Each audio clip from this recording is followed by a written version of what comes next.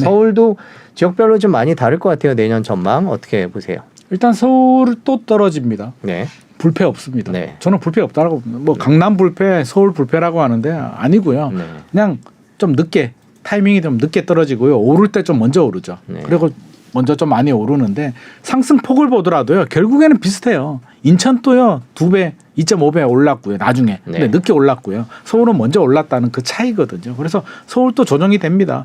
아니 송도가 30% 이상 조정이 됐다면 서울도 30% 조정이 안 된다는 게 말이 안 되거든요. 네. 그래서 떨어지는데 또 순서가 있죠. 예를 들어서 강남 3구만 보자고요. 강남 3구를 보면 송파구가 좀 먼저 빠졌잖아요. 잠실. 네, 지금 저희가 계속 잠실 얘기를 하고 있죠. 먼저 빠지는 이유가 네. 강남 3구인데 왜 송파구가 마포보다 더 많이 빠지지라고 하는 건 강남 3구, 서초구 강남구를 강남 1구, 강남 2구라고 하지 않잖아요. 그냥 강남구. 송파는 거기에 붙어서 강남 3구. 강남 3구에서는 상대적으로 약세 지역이거든요. 약세 지역이 먼저 빠지는 거죠. 먼저 빠지고 지금 분위기가 더 이어진다면 서초구, 강남구 아파트들도 빠집니다. 빠지는데 늦게 빠지는 거고요. 서울 내에서도 그러면 강남구가 좀 늦게 빠질 거고요. 뭐 잠실은 좀 강남구에서는 약세 지역이고 마용성 조금 뭐 10% 15% 정도 조정이 됐는데 버티는데 노도강이 먼저 빠지잖아요. 네. 그러니까 강남 오르고 나중에 노도강이 오를 때는 그렇게 오르거든요. 떨어질 때도 순서가 있기 때문에 노도강이 최근에 많이 빠졌잖아요. 계속 빠지진 않아요.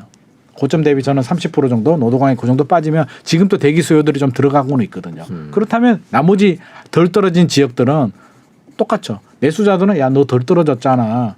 더 떨어져야 돼라고 이야기는 하는 거고요. 집주인들은 불안한 마음에 버티고 버티다가 또 팔죠. 그러면 또 그 정도 떨어지면 또 대기자들이 들어오게 되고 그런 메커니즘이기 때문에 순서를 두고 저는 빠진다. 근데 지역별로는 좀 시차는 있을 것이다. 그래서 마지막에는 이제 압구정이라든지 반포 지역들도 빠지긴 빠질 겁니다. 폭은 어떨까요? 폭의 차이, 떨어지는 폭. 저는 폭도 비슷하다고 봅니다. 네. 강남이라고 해서 뭐 10% 떨어지고 말진 않을 거예요. 물론 강남이 늦게 빠지니까 10% 빠졌는데 미국이 야 경제가 도저히 안 되겠어. 우리 금리 빠르게 인하로 가야 돼라고 하면 떨어지다가 멈출 수는 있을 것 같습니다. 근데 생각보다 금리 인상이 우리 예상처럼 2023년까지는 금리가 인하로 돌아서지 않는다면 1년의 시간이잖아요. 1년이면 저는 강남이 빠질 시간은 되리라고 보여지거든요. 네. 그렇군요.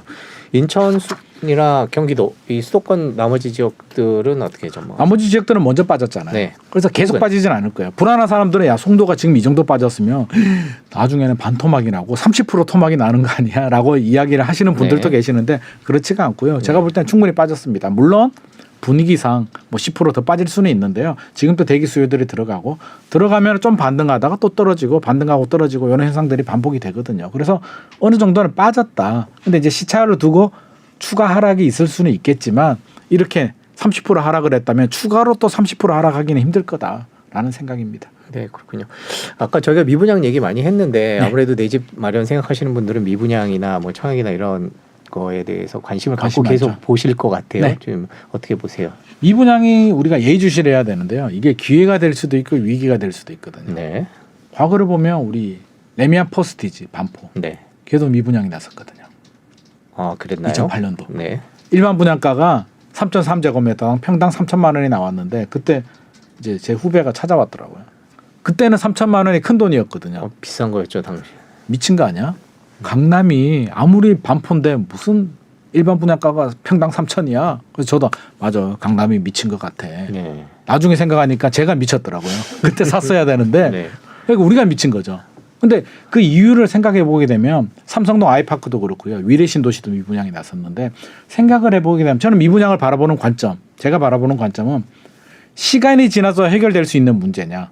그러니까 부동산 시장 분위기 때문에 영향을 받아서 미분양이 난 거냐. 네. 그 개별 단지의 문제냐. 기본기가 부족한 아파트냐. 아파트의 기본기가 뭔가요? 입지, 교육환경, 교통환경, 생활 인프라가 충분하냐. 그리고 브랜드. 대단지냐 이런 기본기가 탄탄한 현재 가치가 좋은 아파트라면 부동산 시장이 회복이 되면 다 해결이 되죠. 근데 그게 아니고 지나치게 고분양가야. 입지는 인기 지역이 아니야. 그런데 부동산 분위기에 휩쓸려 가지고 틈타 가지고 고분양가를 적용을 했단 말이에요. 네. 그런 아파트들은 환상이 깨지게 되면 충격을 많이 받게 되죠. 그래서 과거에도 고양시, 수원시 이런 지역에 막 부동산 시장이 절정에 달할 때 2007년도, 2008년도에 고분양가로 했던 아파트들은 한 10년 정도 분양가 회복하는데 10년이 걸렸거든요. 네. 그래서 그런 곳들은 좀 주의가 필요하다. 그래서 잘 봐야 됩니다. 기본기가 탄탄한 지역이냐? 아니야.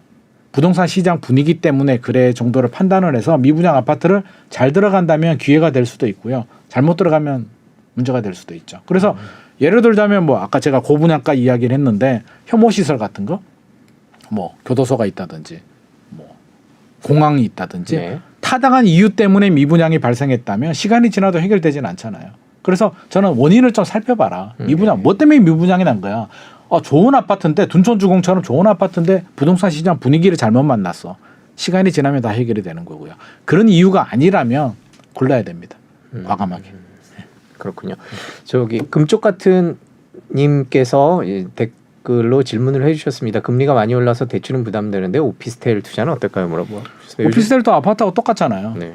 최근에 오피스텔이 굉장히 인기가 있었던 게 아파트 가격은 많이 오르는데 아파트는 부담스러우니까 오피스텔로 많이 들어갔거든요. 그래서 오피스텔은 안 좋은 건 아니에요. 오피스텔도 괜찮은데 상승폭은 아파트보다 좀 덜해요. 네. 그래서 물론 자금이 부족해서 오피스텔로 들어가는 거는 괜찮겠지만 아파트가 뭐 지금 또 떨어지고 있잖아요. 그래서 굳이 지금 분위기에 네.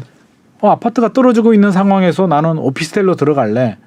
필요한 이유가 아니라면 굳이 그럴 필요는 없을 것 같고요. 앞으로 청약 물량들 많이 나오거든요. 3기 신도시도 이제 공공분양 최근에 뭐 나눔형, 선택형, 일반형에서 네. 발표가 됐는데 저는 앞으로 한 3년, 4년 동안 청약 물량 많이 나올 겁니다. 3기 신도시만 해도 좋잖아요.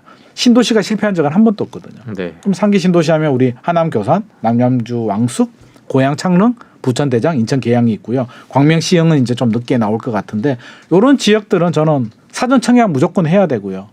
본 청약도 도전을 해야 되고 떨어지더라도 저는 관심 있게 보면 신도시들이 참 이게 재밌는 게 과거에 이게 신도시가 발표될 때는 부동산 시장이 정점일 때 막 과열일 때 이제 정부가 공급이 부족해 라는 그럴 이유로 때 이제 나오죠. 발표를 하거든요. 네. 신도시가 10년이 걸리거든요. 8년에서 10년 정도 개발이 완료될 때까지 부동산 시장 분위기가 10년을 이어가 주지 않거든요. 그러면 분양을 하고 입주할 때쯤 되면 그러니까 분양권 상태가 됐을 때 이제 부동산 시장이 침체가 되면서 수요자들이 외면을 받게 되죠. 분양받은 분들이 불안하죠. 팔아야죠. 그러면 저렴한 피나 마이너스 피로 파는 물건들이 나와요. 그러면 저는 고를 때는 내 집 마련 못했거나 집이 있어서 청약이 안 되거나 그런 분들은 그런 거 뭐 줍줍이라는 표현이 좀 그렇지만 그런 거 좀 노려봐도. 그래서 2012년도, 13년도에 뭐 동탄 이신도시라든지 네. 뭐 그런 지역들 그런 기회들이 좀 있었거든요. 그래서 그때 동탄 이신도시가 분양가가 전용 8사가 3억 7천 정도 했었거든요. 그러면 계약금 10% 3,700에 뭐 골프장 조망이 나오는 아주 좋은 아파트도 뭐 1, 2천 정도 주면 샀단 말이에요. 5천만 원 주고 샀는데 그런 아파트들이 최근에는 좀 떨어졌지만 뭐 12억까지도 갔으니까요. 그래서 실수요자고 기다릴 수 있다면 저는 그런 물건들도 나중에 그런 기회가 온다면 좀 노려보셔도. 그리고 우리 기성세대들 젊은 친구들도 노려봐야 되고요. 네. 2030들 자녀들이 있잖아요. 저도 이제 애가 있는데 저희 애한테 얘기하죠. 기다렸다가 그런 거 있으면 아빠하고 같이 한번 쳐다보자 네. 라는 이야기를 하고 있기 때문에 그런 거 좀 노려보셔도 좋을 것 같습니다.